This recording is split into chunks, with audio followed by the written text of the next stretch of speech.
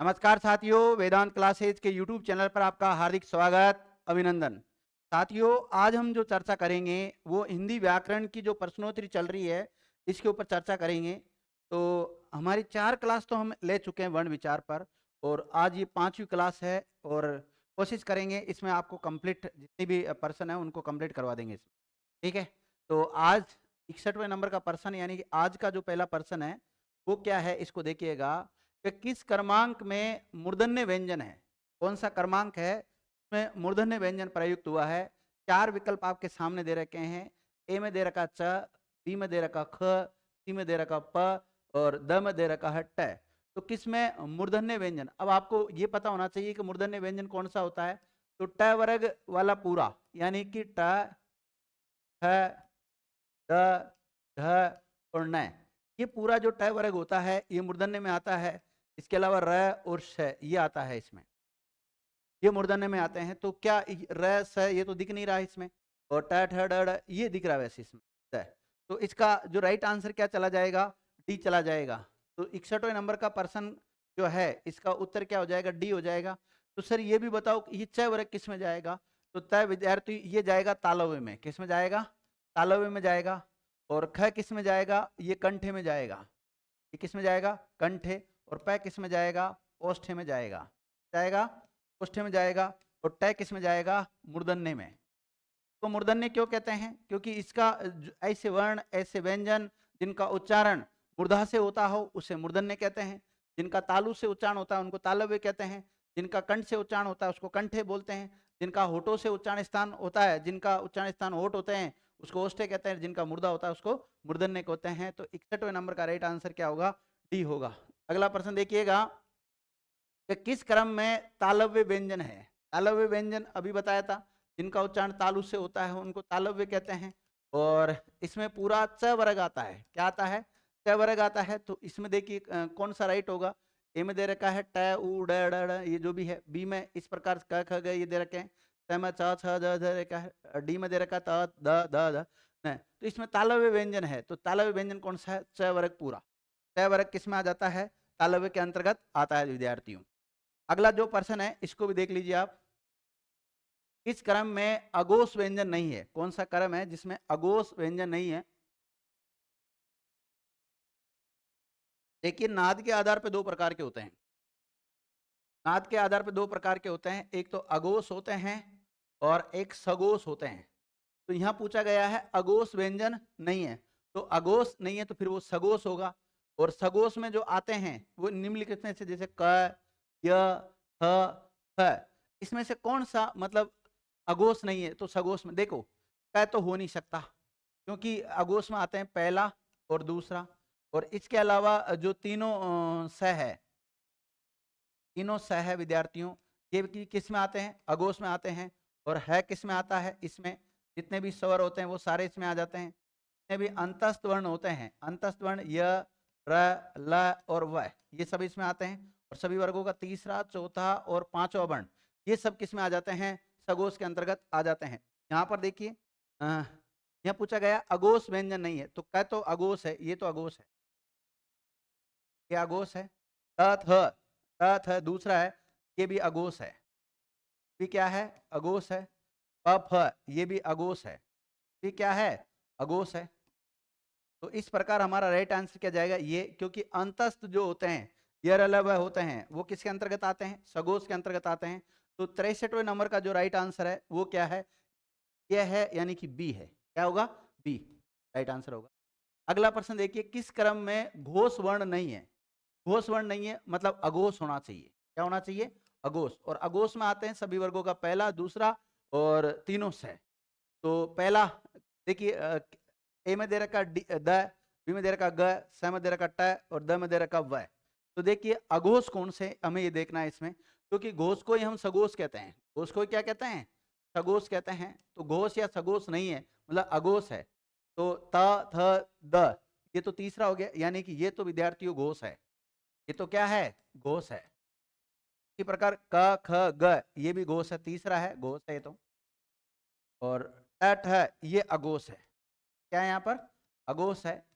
और वह, यह जितने भी अंतस्थ वर्ण होते हैं वो घोष या सघोष होते हैं। तो ये तो है, तो इसका राइट आंसर क्या जाएगा, सी चला जाएगा। तो 64वें का जो राइट आंसर है विद्यार्थियों वो क्या है, सी है। क्या है, सी है। आगे देखते हैं अगला प्रश्न। ओम को किस तरह का स्वर कहा जाता है, मतलब ओम जो स्वर है वो किस टाइप का स्वर है, ह्रस्व स्वर, प्लुत स्वर, ठोस स्वर या दीर्घ स्वर। तो कौन सा है, प्लुत स्वर है विद्यार्थियों। कौन सा है ये, प्लुत स्वर है। इसे हम त्रिमात्रिक स्वर भी कहते हैं।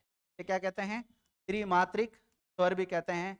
ऐसे स्वर जिनको बोलने में 3 मात्रा के बराबर का समय लगता है उसे त्रिमात्रिक स्वर कहते हैं। या ऐसे स्वर जिनको बोलने में लघु या दीर्घ स्वरों की अपेक्षा अधिक समय लगता है उसे प्लुत स्वर कहते हैं। और प्लुत स्वर का उदाहरण कौन सा है यहाँ पे, ओम।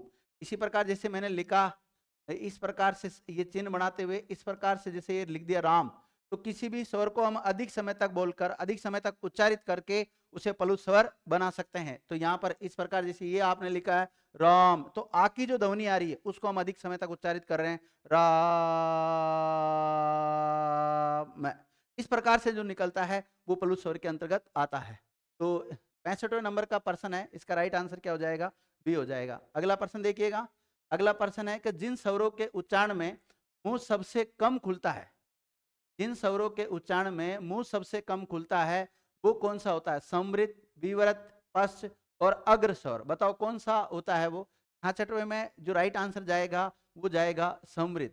क्योंकि जब हम मुखाकृति के आधार पर पढ़ते हैं, इसके आधार पर, मुखाकृति के आधार पर जब स्वरों को पढ़ते हैं तो मुखाकृति के आधार पर 4 प्रकार के होते हैं।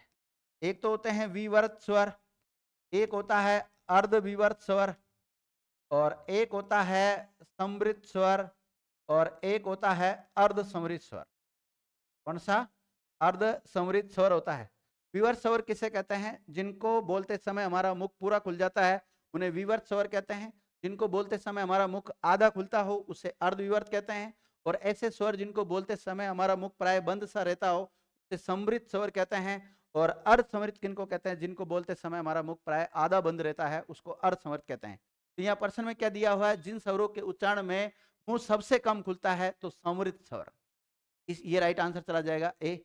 बाकी ये मुखाकृति के आधार पर नहीं है, पस अगर स्वर ये तो किसके आधार पर होते हैं, जीभ की सक्रियता के आधार पर होते हैं। तो ये दो तो हो ही नहीं सकते, ये मान के चलो इन दोनों में से होता है। विवर्त का मतलब इसमें तो पूरा मुंह खुलता है, समृद्ध मतलब प्राय बंद सा रहता है। ठीक है, तो राइट आंसर होगा इसका ए। क्या होगा, ए। अगला 67 नंबर का जो प्रश्न है वो ये है कि अपभ्रंश के 8 स्वरों के पश्चात हिंदी में किन नए स्वरों का विकास हुआ है। उ, ऐ, ए का, ऐ का, और उ, औ का, ऐ, औ का। तो राइट आंसर क्या होगा इसका, डी। 67 नंबर का जो प्रश्न है विद्यार्थियों, इसका राइट आंसर डी है। क्या है, डी है। अगला प्रश्न देखिए, उच्चारण स्थान की दृष्टि से इनमें से कौन सा व्यंजन तालव्य है। मतलब कौन सा व्यंजन तालव्य है, ऐसे व्यंजन जिनका उच्चारण तालु से होता है उनको तालव्य कहते हैं। तो इसमें देखो कौन सा है, तो ए में त दे रखा है, ब में प दे रखा है, स में ज दे रखा है, और द में व दे रखा है।